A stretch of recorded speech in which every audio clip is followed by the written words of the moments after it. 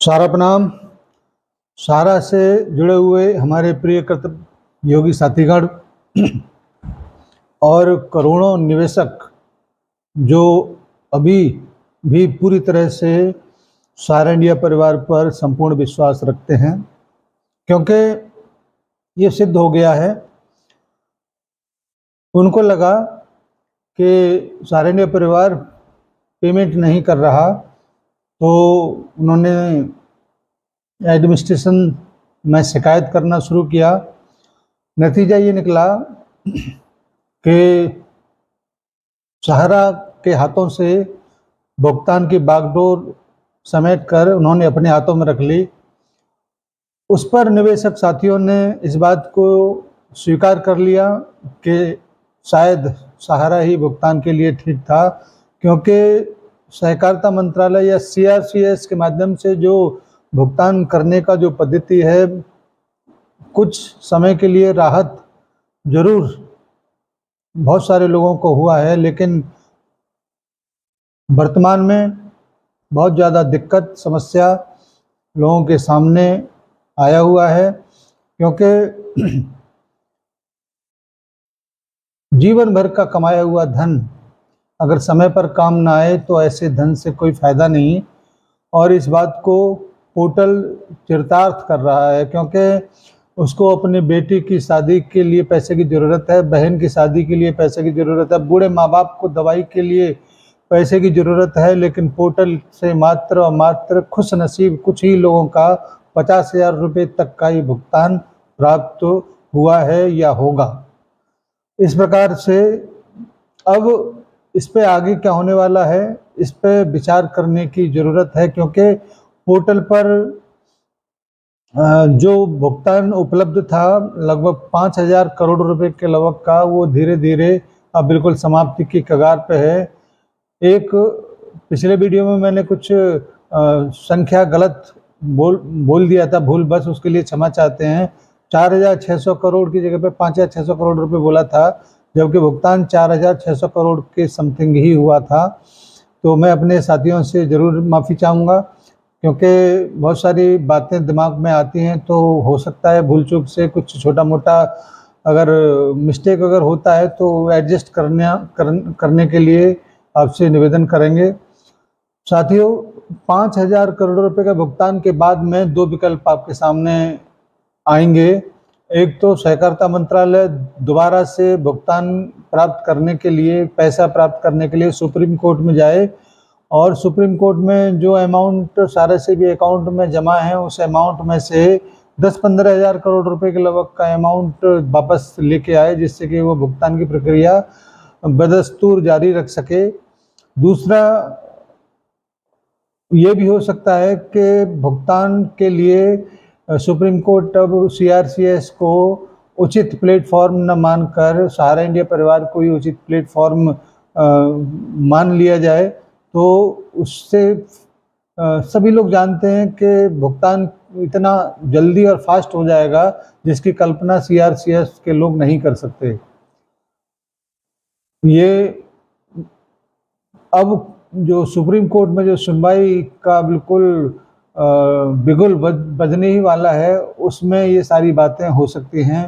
साथियों, एक चेतावनी मैं और आप लोगों को देने जा रहा हूँ कि सुप्रीम कोर्ट हो या कोई भी न्यायालय हो, सहारा इंडिया परिवार ने कभी भी किसी के नियम कायदे कानून का उल्लंघन करने का प्रयास नहीं किया है। जबकि बहुत सारे लोग ज़मीन खरीद फरोख्त में तमाम सारी चीज़ों को लेकर गलत चीज़ें लोगों के बीच में डाल रहे हैं।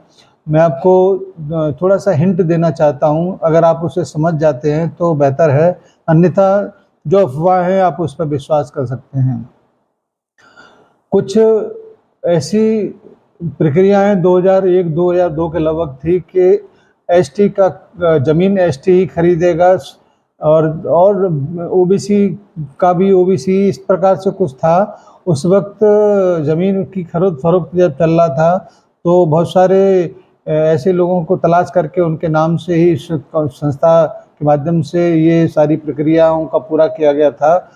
और वर्तमान में कुछ लोगों के नाम पर वो ज़मीनें होंगी और उसको उन्हीं व्यक्ति विशेष के नाम पर ही बेचा गया होगा। सारण्य परिवार के नाम पर ट्रांसफ़र की हुई ज़मीन को ही माननीय सुप्रीम कोर्ट के दिशा निर्देश के लिए आदेश था, ऐसा संभवतः हो सकता है। और इसके बारे में पर्सनल मेरा ये थिंकिंग बोल रहा है, अगर सारण्य परिवार की तरफ से जो भी कुछ किया गया होगा या सुप्रीम कोर्ट के जो भी दिशा निर्देश होंगे सारण्य परिवार की तरफ से उसको ज़रूर फॉलो किया गया होगा, क्योंकि वो इतने मूर्ख व्यक्ति तो हो नहीं सकते कि जब किसी जगह को बेचेंगे, रजिस्ट्री होगी, बाकायदा बहुत सारे सबूत होंगे, कहाँ से पैसा क्या हुआ क्या नहीं हुआ, इस प्रकार की बहुत सारी बातचीत हुआ होगा। तो वो सब कुछ देखेंगे, उसमें हम लोगों को टांग फंसाने का या माथापच्ची करने का मुझे लगता है कि नहीं करना चाहिए, क्योंकि हमारे और आपके थोड़े से ऊपर का मामला है।